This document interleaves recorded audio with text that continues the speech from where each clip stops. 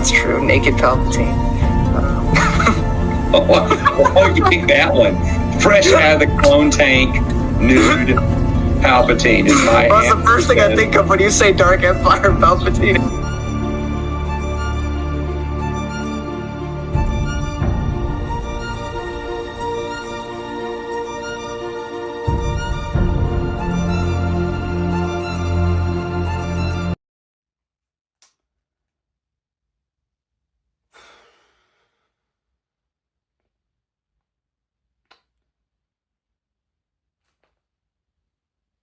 The end.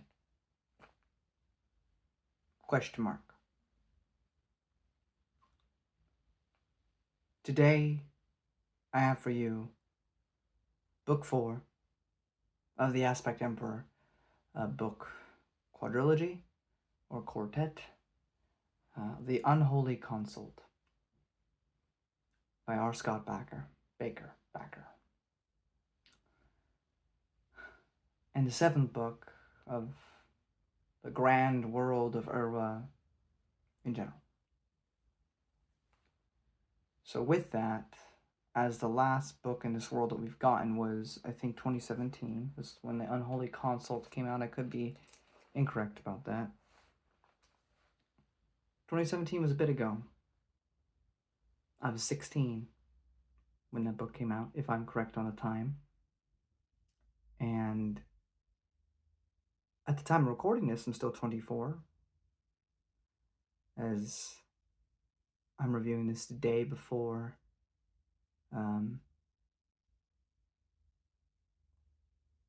October 3rd. That being said, when you're watching this, I'm 25. So it has been a while since the last book in this series. But with the way this ends, do we need any more? It does beg the question.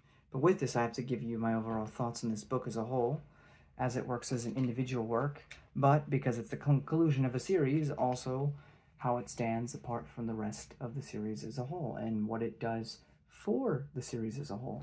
Because with the end, or what is seemingly the end until we get more, it must not only stand on its own as a work of fiction on its own, it must also work congruently with everything that came before, the darkness that came before, and until we get more, serve as a satisfying conclusion. But does it? That is the question. We've gone through 3 books with Akamian, with Mimara, the daughter of Esmenet, as they coupled together and had some unholy relations.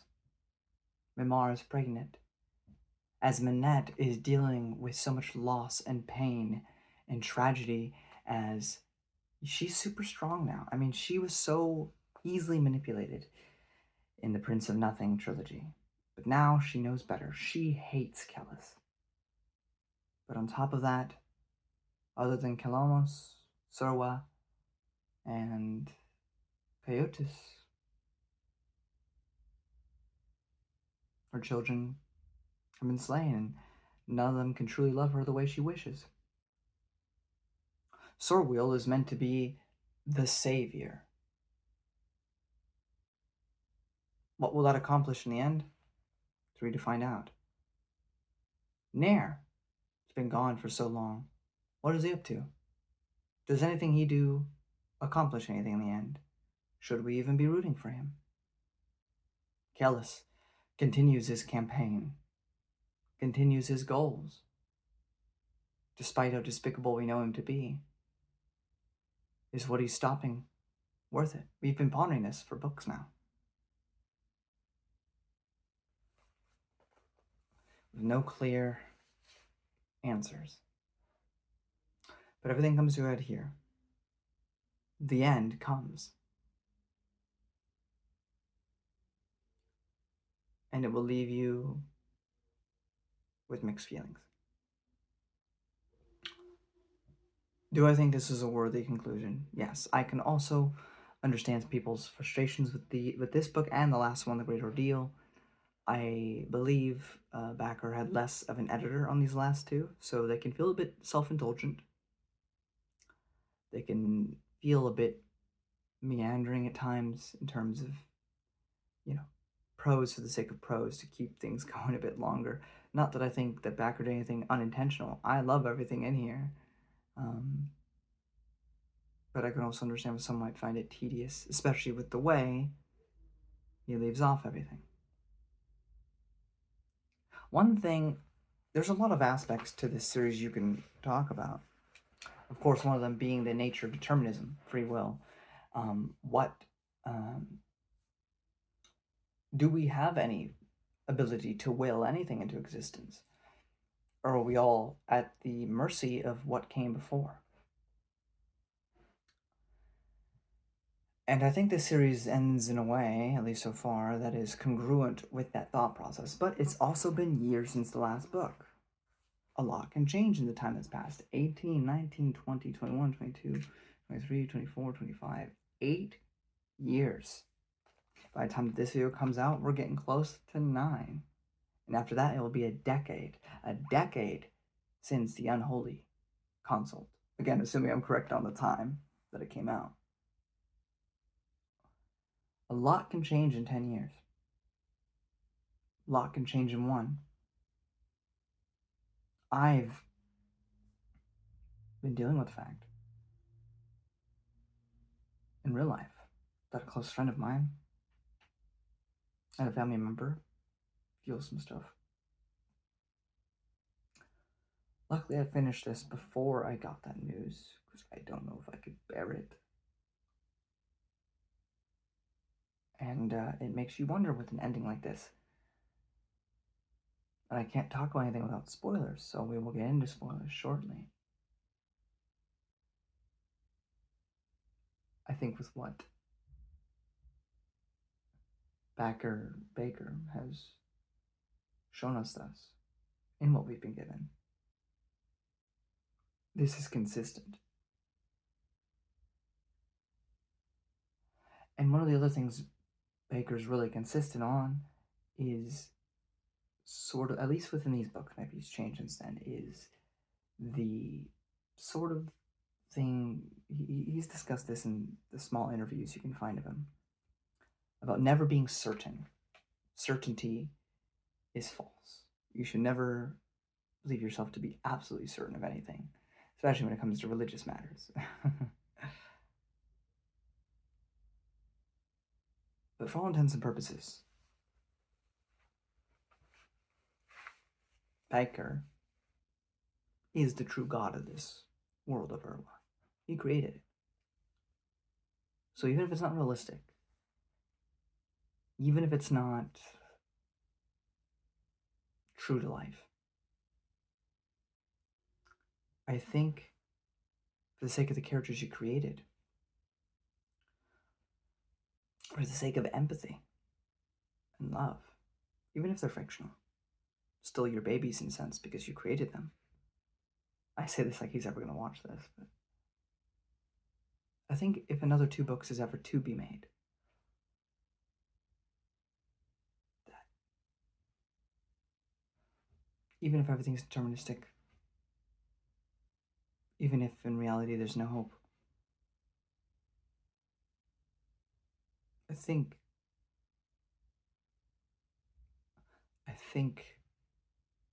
you should usurp the world of Orba. And I'm not saying it has to be sunshine and rainbows, but allow a positive end for this world.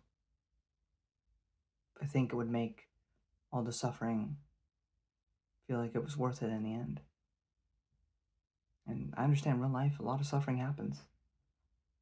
And it doesn't seem like there's any rhyme or reason. But to continue to strive on, we kind of need that hope. And I understand this series has never been particularly about hope. There are glimmers. There are aspects that we will get into in spoilers that you can see in this book that provide some. But I think this world needs a win. the world of Urba. I mean, if we were to feel true catharsis and contentment, as it stands, I do think the way it ends is consistent with the world we've been provided, if not an unsatisfactory one. That being said, these 4 books, these 7 books, have been an incredible ride. I've loved them, truly. Well, love's the wrong word. I've been enthralled by them, despite these very, very flawed characters. Especially in this book, I learned how much I cared about some of them, flaws and all. And at least some deserve better. So, with that, the Battle of Golgotha is here. The battle against the Unholy Consult commences. How does it end? What happens? Well, you have to read to find out. In many ways, I do think it's a satisfactory conclusion. In many ways, I don't. There is a great convergence you often see, like a Sanderson work or a Malazan book, where characters that have been set apart for so long emerge together. And most of that hits. Some of it feels like it falls a little flat. But overall, it's a stellar novel, in my opinion. Any book that gets me to think this much after the fact has to be. And I'll never forget this world. I don't know if I will ever stomach to sit through it again, unless there's some sort of follow-up series that provides me some closure. But I also heard he's interested in doing prequels and stuff, which I would be interested in reading. But there's so much darkness in the real world that I just, even if it's a delusion, I need some light. I can bask in the darkness, like this book asks of us. I can mire in it. I can stew in it. I can philosophize from it, contemplate meaning. But I need it to take me out by the end, even if it doesn't ultimately matter in the end. But I really enjoyed it. It's a good conclusion. I think so. And if you've enjoyed the previous 3, then you'll probably enjoy this. I'd even say if you were a little less ideal on the 3rd one, you'll still enjoy this one more. But that's as vague as I can be, while also explaining my thoughts on this book. Before I finally get into spoilers, I will say the series as a whole. From Prince of Nothing, with the darkness that came before, the Warrior Prophet, the Thousandfold Thought, to the Judging Eye, the White Luck Warrior, the Great Ordeal, and the Unholy Consult.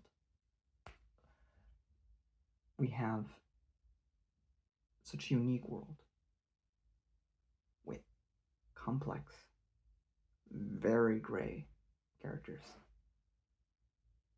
A world that I still stand by this feels like hell. I know Golgotha is kind of like the gates of hell itself, but honestly, this whole world feels that way. It doesn't feel like a world of hope or a world you would ever want to live in. It feels like this is what hell is. You gather up the strength, you do all these depravities, you go up to fight the darkness, only to realize you've been mired in it the whole time, and there's no escaping it. You're already in hell. And even if you die, the cycle will just begin again. This is what it feels like at times.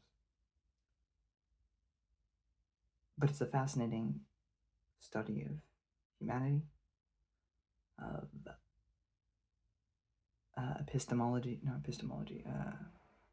Is it epistemology? I think it is epistemology, but I might be wrong on that term. But the nature of free will and agency and determinism, the depravity of man, sexism, all that stuff handled beautifully, I think, especially with hindsight. Some powerful, strong female characters in this series. In Prince of Nothing, not so much. But it is unique. There's nothing else like it. And if you can stomach it, I think everybody deserves to read it at least once. Sometimes it's good to mire yourself in it, to feel the darkness, as it helps you contemplate important things. But you can't stay in the darkness, because it will consume you. And so with that, my vagueness aside, I leave you with my thoughts on this series as a whole, which is that it's a masterpiece. But with all masterpieces, not everybody's going to vibe with it. There are works that are made to be liked by the masses, and there are works that are made to be loved by a specific demographic. This is either going to be majorly for you, or it won't be. But then again, if you're watching this far, then you're either super curious, or you've already dived in. So I'll stop with my rantings, and I'll get on to the main course, the spoiler section. But I love this book. It's a great finale. This series was a fantastic read, and I don't know if I'll ever truly be the same after. But that's it. Thank you, Baker. I'm gonna get into spoilers now. If you don't want that, there's the door.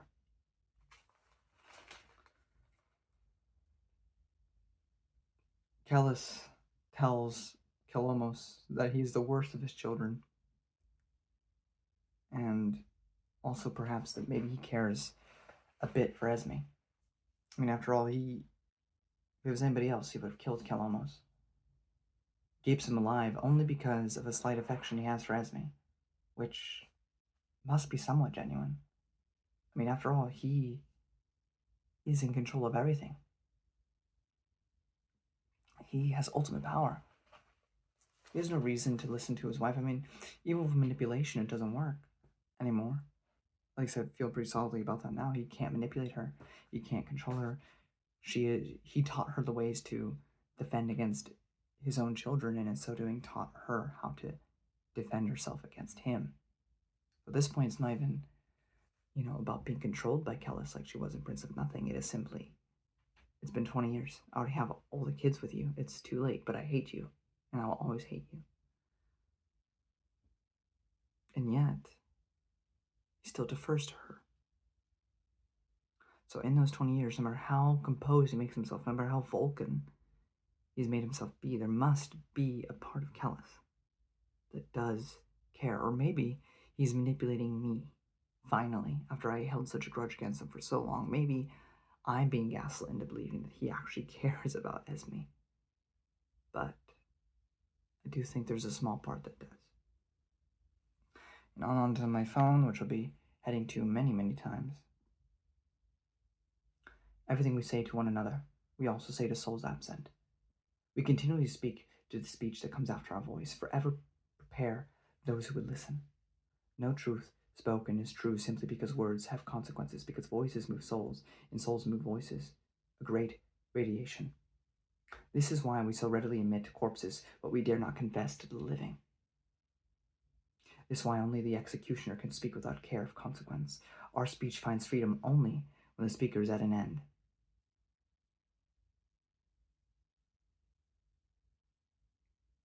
We learn that Moangus lives,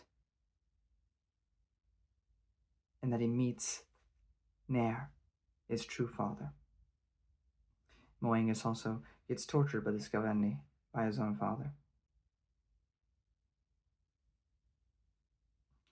When Sorwell talks to Sorway, it seems like Moangus was only ever a pet. We also get flashbacks, or a small flashback to when Moangus was young, a kid. And now all the children kind of just pitied. Not even pity's the wrong word. They understood that Moangus was lesser. So, because Moangus is not Kellis's, he is Serway's and Nair's. But he was allowed to live with them. And so, anyway, Serway and Sir Will, they get it on. They do the sex.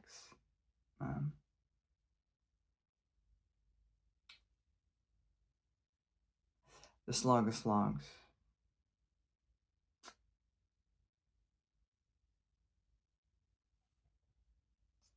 The meat, all-time high.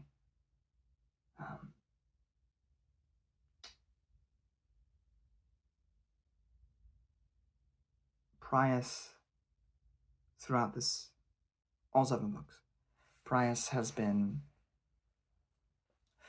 always tried to be a devout man.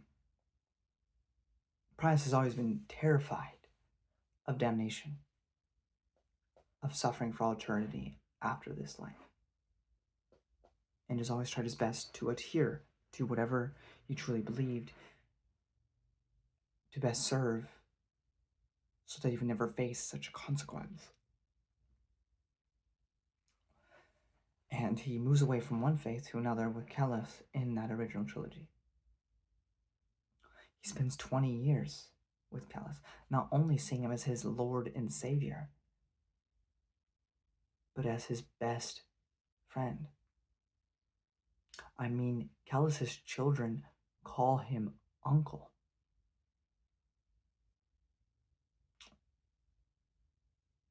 And throughout this series,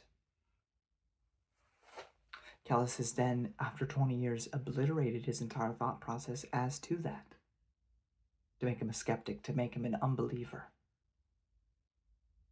so that he would have the strength through the slog of slogs, whereas men eat each other. And we'll get back to that.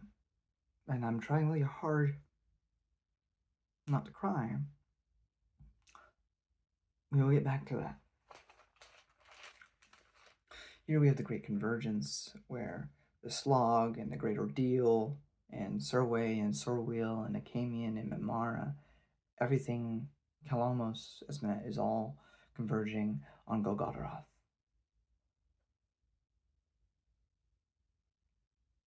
I'm gonna go to my phone for the next 3. I know hate, Moangus said warily. The king of tribes flinched, spat into the filtered morning glare. How could you? He grated. You had only mothers. The Prince Imperial scoffed. All men. Scovendi leapt to stand chiseled and rank before sun. This, he roared, swatting palms against his scarred chest, thighs, abdomen. This is hate. He struck Moangus full in the mouth, throwing his head back on the arc of the chain, down hard to harder earth. You are lettered. Ne'er your Skoltha sneered, civilized. You abhor the harm that comes of cruel sport. You are sickened by those who whip horses, murder slaves, or beat petty wives. Something numb cramps within you. And you think it hate? But you do nothing. Nothing. You pull, you ponder. You worry loved ones.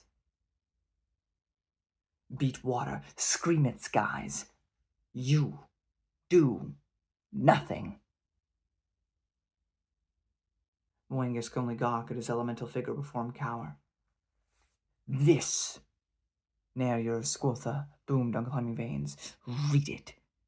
He raked clawed fingers from his adamant to his chest. This is the history of hate. Sec 1. And this is supposed to surprise me. Overthrow my conceit. Nay, boy, it merely confirms me in my outrage, rekindles my conviction. Of course you loved him, worshipped, fawned, adored him. He gave you meaning.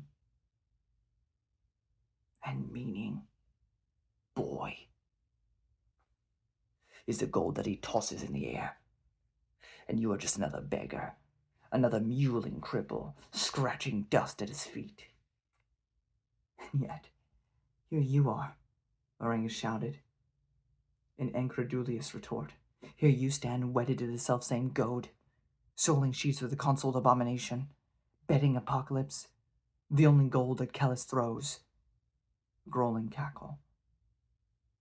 Apocalypse. As mine, not his. Orangus tried to smirk through the thick of swelling. So what is his end? The powerful shoulders hitched in a shrug. The absolute. The Prince Imperial frowned. The absolute? Hold on.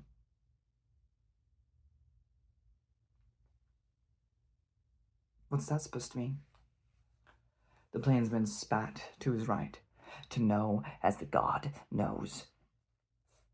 More madness, Moengus cried. What for? The non-men seek the absolute. The thing called Surway. Oh, the non-men seek the absolute. The thing called Surway said unbidden from across the ask. They practice Elysian, thinking they can hide themselves from judgment, so pass into oblivion unseen, find absolution in the absolute. The Denuane use the same word, the Kunreal, inherited from the non-men, but enamored of intellect and reason. They believe it to be a goal. 3. See the knowledge in you, the knowledge you would deny to preserve your golden life. How could you not feel the gulf between their souls and our own, so quick as to prick your hackles, so canny as to make you forever fear the treacheries dwelling in your face? Never forgetting, so greedy are they for munition. They cozened you with soft words and embraces, draped you in the bangles of their glories that you might caper as one of them, and still you knew their defect, what made them more abomination than human. The old Scavetti hero king spat again, raised arms to the conical ceiling in its morning glowing seams. Had they faces like fingers, you would cry out for swords and fire. But no, they possess souls like fingers instead. Their perversion can only be guessed, argued, never seen. He spoke with savage gestures, arms low and wide, stamping into fist and bladed palms. My beast has been contrived to listen to its secrets, while yours has been fashioned to speak them. Bred like fishing cocks. To win through the gut of our souls, to eat with our mouths, shit with our anuses. Bred to tingle the chambers of our heart, twine about our pulse to own us from within, to nest in the pitch black of our follies, our conceits, our hopes, our loves, all our womanish weaknesses. And he stood there, his true father, a mangled soul, housed in twists of meat, slicked in sweat, grinning for blood, shining about his edges for the morning bright scars like civil nails. You know of what I speak. Need to say more. Baker can write some beautiful prose, and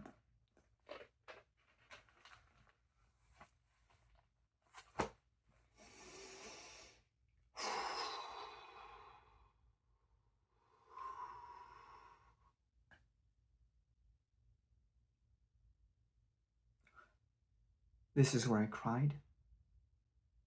This is where I got angry. This is when I realized how much I cared. As I said, Prius has tried ever so hard to be devout, to avoid damnation.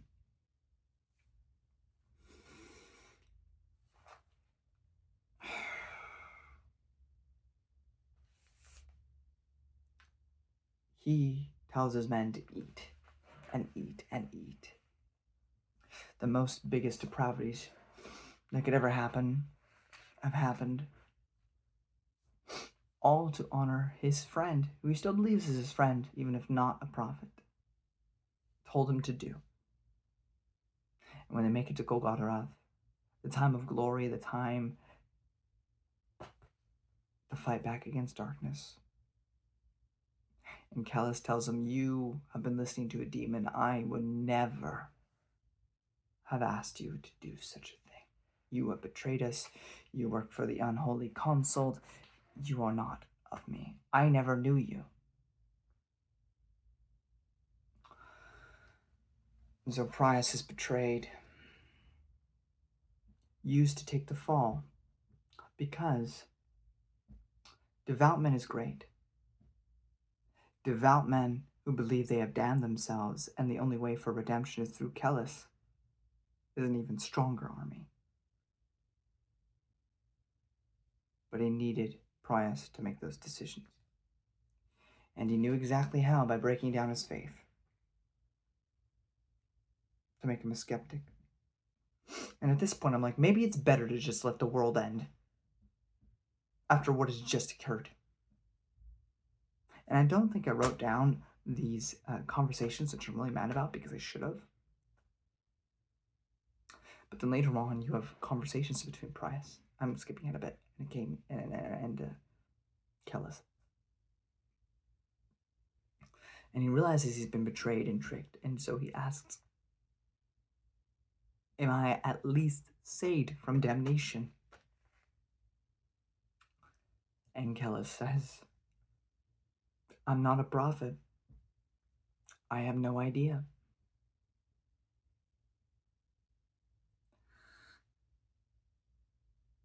Prius is begging and begging and begging. Callus continues on his way. And then, I imagine tears. I mean, Prius is asking, well, if you can lie like this, if you can do all this to me and to all of them, can't you just lie to me and tell me I will make it to heaven, to the good place? Just lie to me.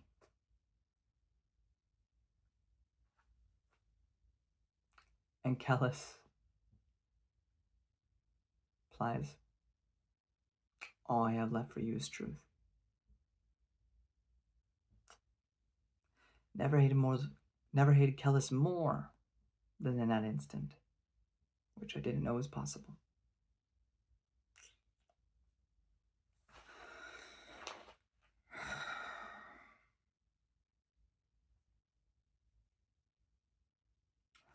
It's also interesting is the whole idea of the God of Gods, which we got to know God, then we got the God of Gods, who is seemingly the God of Urwa, if he's even real. But what's so Lovecraftian about the idea of it is that much like, I forget the name of it, but essentially there's a being, a cosmic entity in Lovecraft's work who is continually sleeping. And while he's sleeping, the entire reality we have right now is existence. And were that being to ever wake up, in a blink of an eye, we would cease to exist, as we are simply a dream he's having. All of us. In a similar way, the God of Gods is like that. If he exists, he has no idea about the creation that he's created and couldn't care less. It's very much a similar idea. And of course, at this point, we have Akamian and Mimara and Esmet. They're reuniting. And despite the awkwardness of all this, right, despite the fact that the baby inside Esmet's daughter is Akamian, sure, she gets a little upset. But there's genuine love and care between the three. And this is the only dim candlelight amidst the darkness of this entire series, is the three of them truly love. They provide a semblance of hope.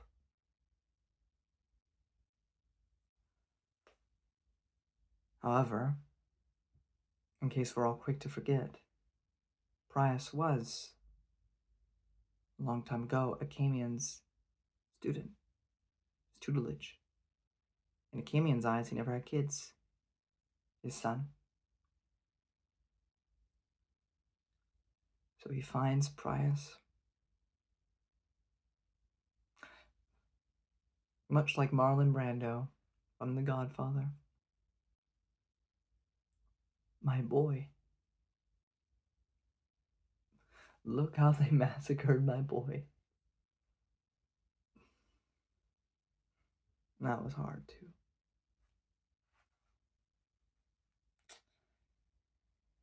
And of course, everything with Esme and Mimara was fantastic. The reunion, it starts off kind of combative, but quickly becomes embraces. Just at least one of Esme's children can love her at last. Kalomos, because of everything he's done to keep his mother his, has now become hated by everyone. And you know what? Maybe it's because of Malazan.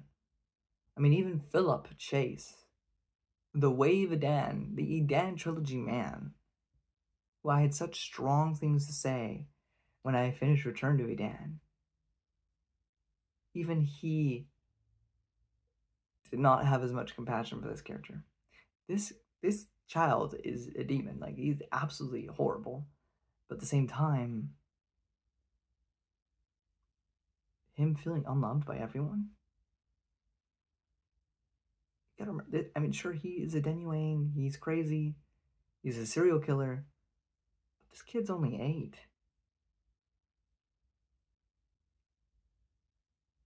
How must it feel to feel utterly alone? It's rough.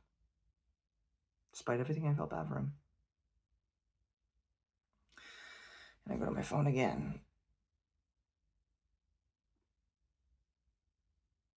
And when he comes to you, Sorrel said, standing and stepping down the tears much as her father had several mad moments before. When the Holy Aspect Emperor places you on the altar of the thousandfold thought, what then? She closed her eyes, lowered her face. You know we cannot be together, she said. That what happened on the mountain, on the plain, I know that it was beautiful. Sorwell interrupted, advancing nearer. That it made me feel not as a man, but as a boy. Something tender, easily broken. Something that could leap. I know that our fire burned within a single pit, that we could not be told apart, you and I. She gazed, stupefied. Retreated from him one step, he followed. I know that you, and Anasarimbor, love me. The triple crescented pouch puzzled his left palm. When? That look upon your face. She suddenly cried, Sorwell, you must make it go away if father sees it. If he sees me like this, I am too important to him. He will end you, Sorwell. They will end any and all liabilities before Sultan Golgara. Do you understand?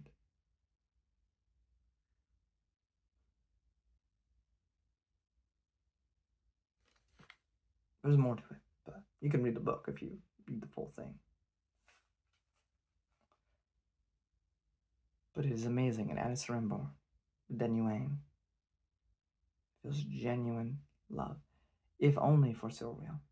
But also, the conflicting nature of this is, at this point in time, he's still working for these gods, Yahweh. And she only loves him because she can't truly read him. And yet he truly loves her, despite his mission. A multi-layered tragedy there.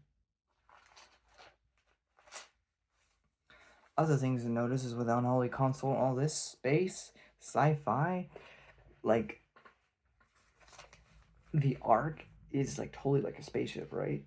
We're also dealing with, like, a bunch of holograms throughout this book, so, yeah, like, this is a sci-fi fantasy world, basically. The end of the world is coming. Erid is commencing, and Mara gives birth to a son this very moment. Well, twins. We don't know the gender of the other one, but the other one passes away. Callus wants to kill his son, but he does not. Instead, he keeps him chained up. After Kalamos, who Again, with everything going on, it's hard to know. Did Kellis know about Sorbo? Did he plan ahead for that? Or was he truly unaware? I literally can't tell you one way or the other what it might be with him, because it could have gone either way. Nobody ever asked him, so we'll never truly know. But assuming that Kellis was actually blind to Sorbo, and truly believed him to be a believer king, then Kalomos, for whatever reason, could see through it, knew what Sorbo was. So, kills him to save his father.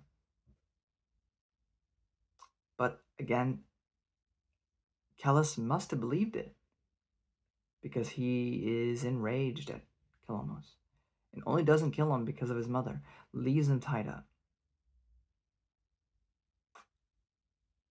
But the tragedy too is, despite how crazy this kid is, despite how evil he's been, he didn't do anything wrong here. He's completely in the right. But nobody believes him. Let me go back to my phone. The Holy Aspect Emperor replied as if this were the very clay to be cracked and sifted, as they have to. The most horrific thing to understand, Proyas, is that at some point the Inchore must win. At some point, perhaps, this year or ages hence, the whole of humanity will be butchered. Think on it. Why did Momo strike Momen, his namesake city, and not this infernal city?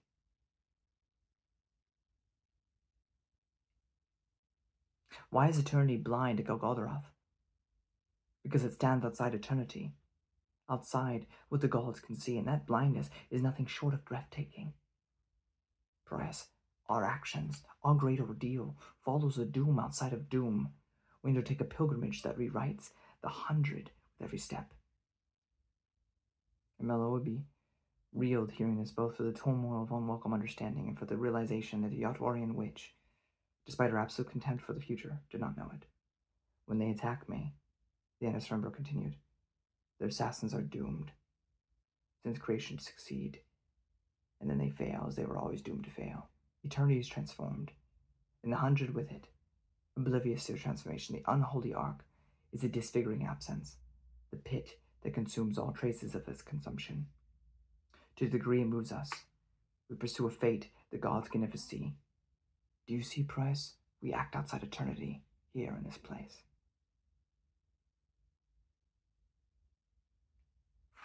I have one more thing to say here.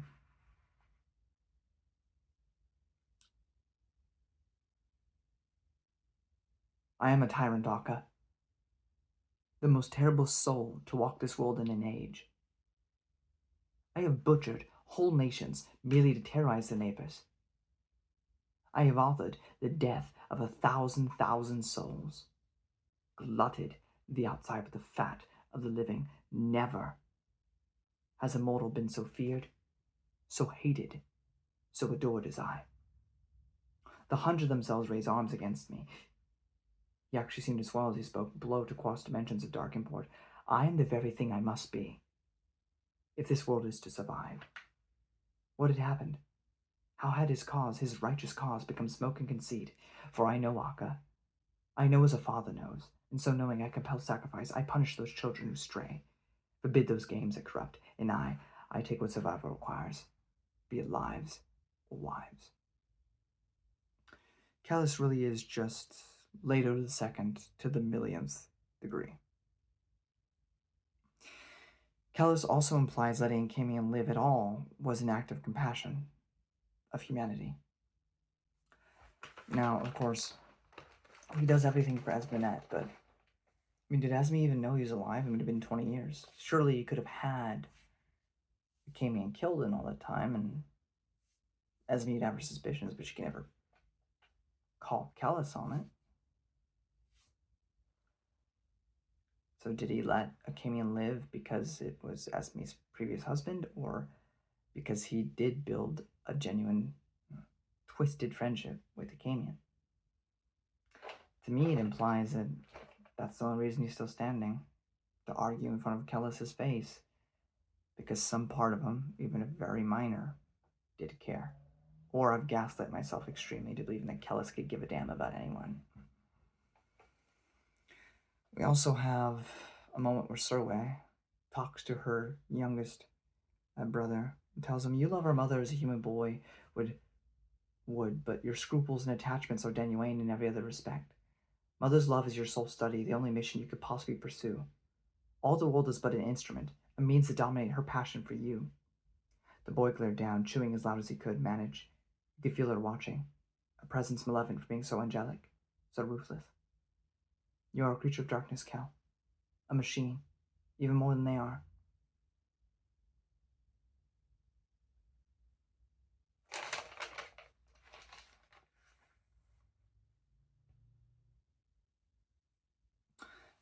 Nair has been absolutely blinded by hatred. Nothing satisfies him anymore except for his hate. Moangus finds Prius, who's still alive, but suffering, and chokes him to death, puts him out of his misery.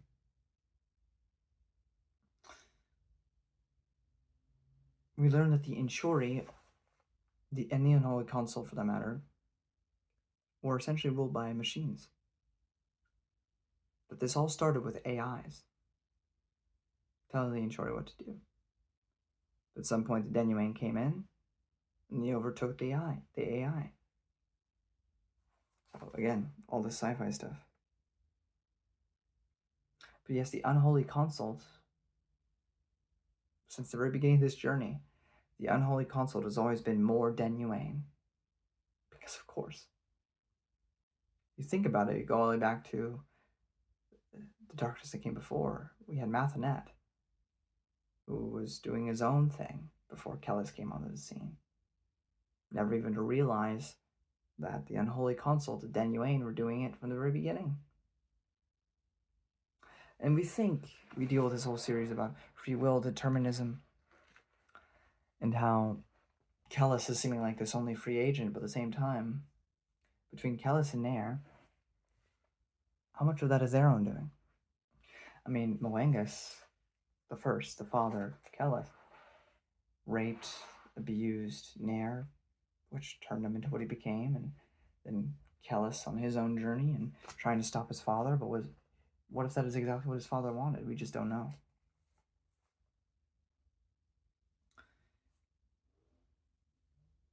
The Achori wish to be gods.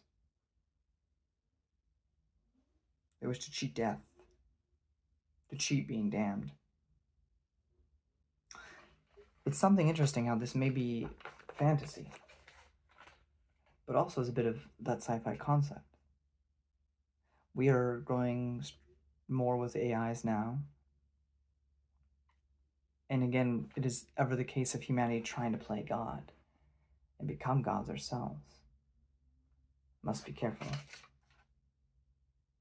lest we become much like the Inshori.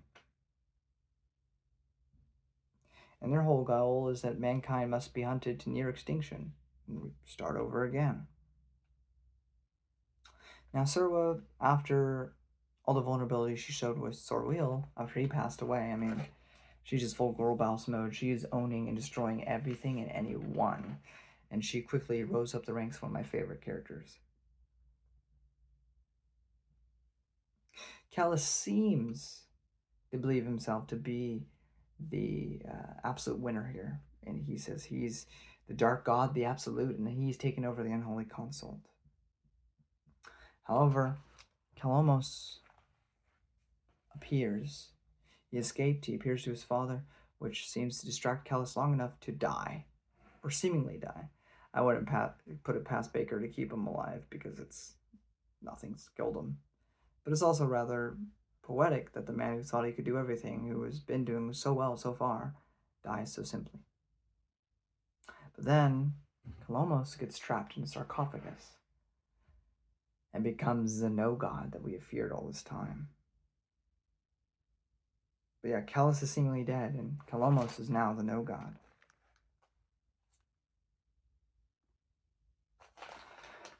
No knowledge runs so deep as knowledge of calamity. No name is more primal or final. It is what infants wail and homicides rave. It is what old men groan as sight dwindles, and what mothers weep. It is what poets lavish with spit and pearl. Tribulation is our maker, the foe that so hounds us as to craft us like clay. Think on it. Tales of murder will not so enthrall us. Were we not the children of survivors?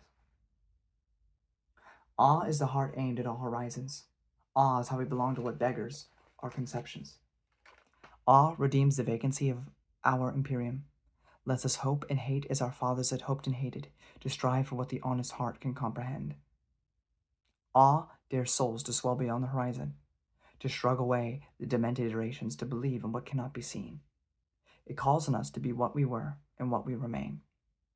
Men who can kill for the tale's sake, so we might dwell in the husk of ancient certainty, unto the end of our bloodless days, so we might tremble at beauty, numb to truth. Bangers.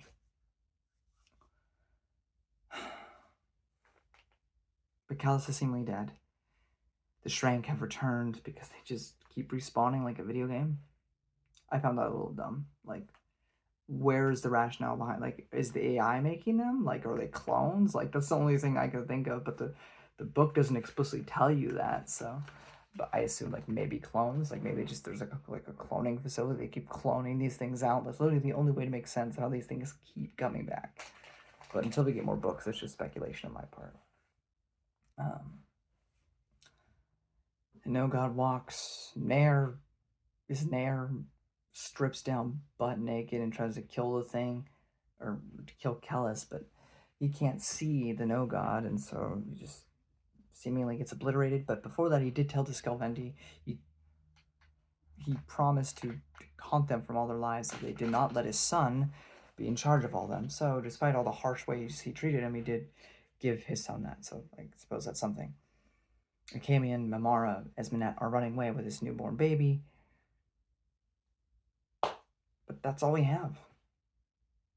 I mean, you could do a lot with that Scalvendi tribe. You could do a lot with Akamian, his new son, and Esminette, and Mimara, and Surway. I mean, she was not doing too hot. Coyotes is still alive. Like, there's threads here that can be finished, but, there's just, the world is just seemingly ending. And we have no confirmation that there's more.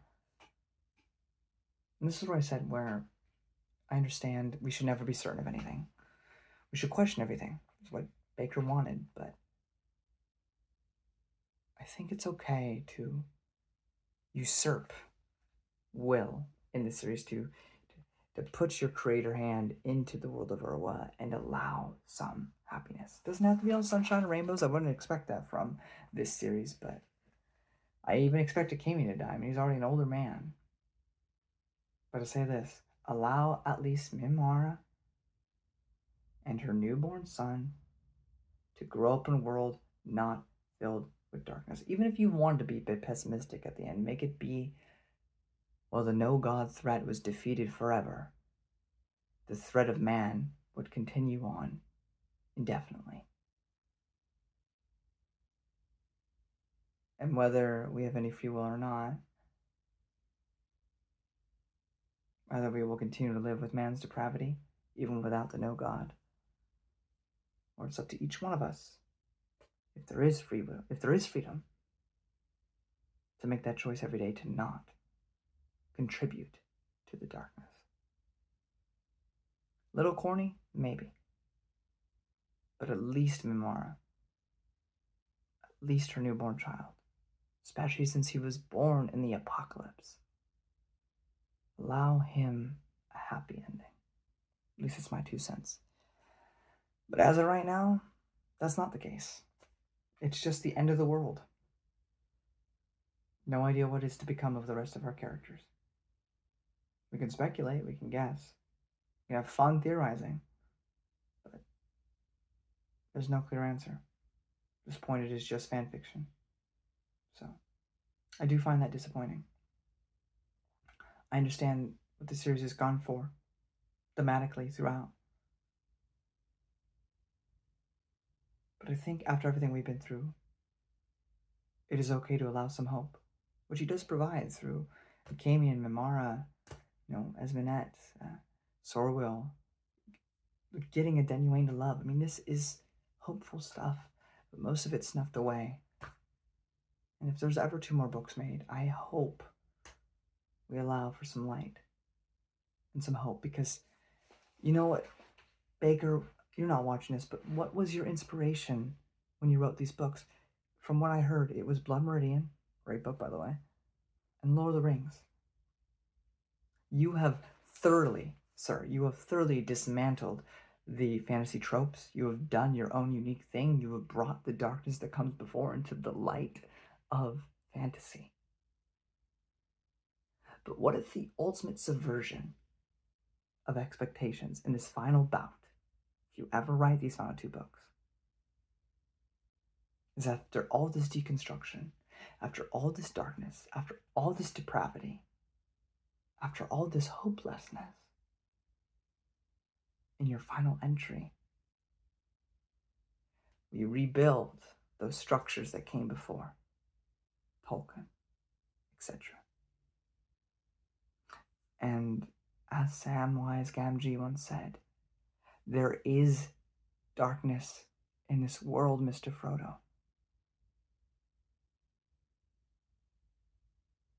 But there's also goodness. And it's worth fighting for.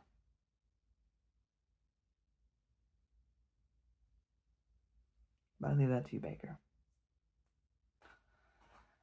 And with that, we reach the end, primarily. I do have a little bit more. There was an appendix. But in terms of my review of the Unholy Console, we've basically done it. And there's other YouTubers, Joanna, Philip Chase, Mr. Red, I forget his name. I'll leave a link in the description of his videos as well. Jimmy from the Fantasy Network, and many more have talked about these books in much greater detail and better than I have. But these have been my thoughts. And this series is endlessly, like you could talk about these books in terms of just the lore or the way the world works is a discussion of itself, let alone the deeper themes and the story itself, the plot and the prose and so on and so forth. There's so much that can be discussed about this book. This book can be discussed for eons. This series can be discussed for eons. But I can't say I always enjoyed my time, but I'm glad I read these. It's been a treat. At this point, you can basically leave. I have a couple more notes, the appendices, but if you don't want any of that, there's the door.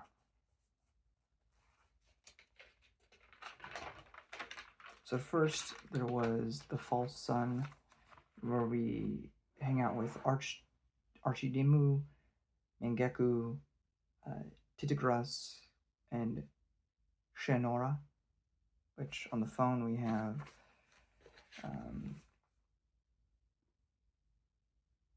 Shenora could feel the tugging glamour, the promise to surrender within irresistible limbs. You could feel his own Endor rise, an answering will to be taken and ravished. Orang was at the end of the Unholy Consult, a fabled Inchori, a creature out of legend and childhood terror. His lover. But by the end of the story, essentially, Shenora betrays the party and joins the Unholy Consult. There was another one for Relations. It didn't have much to say. But, it has certainly made me curious to see, like, a prequel series in the world. If he ever writes that as well.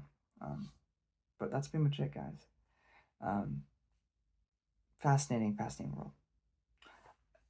If I ever jump back into it, it will probably be because there's a sequel series coming out, or a prequel series, and I'll finally dive into it again, and I'll probably get more out of it a second time. But without hope, I can't see myself putting myself through this again, especially with some recent events with some friends, and I can't. But I urge everyone to read this series at least once. It will really make you introspective. It will really make you think. And it's an interesting story, nonetheless. Depraved, dark, but interesting. Well, that's pretty much it, guys. Thank you all so much for watching this almost 60-minute long video. Almost. We didn't reach the mark quite yet. Unless I keep blabbering on to get us there. But it's been a pleasure. Thank you all so much for watching. And I'll see you with wherever next we have in store. Alright. We have more Wheel of Time, which bouncing off of this is going to be rough.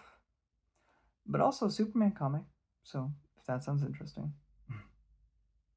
Anyway, till next time.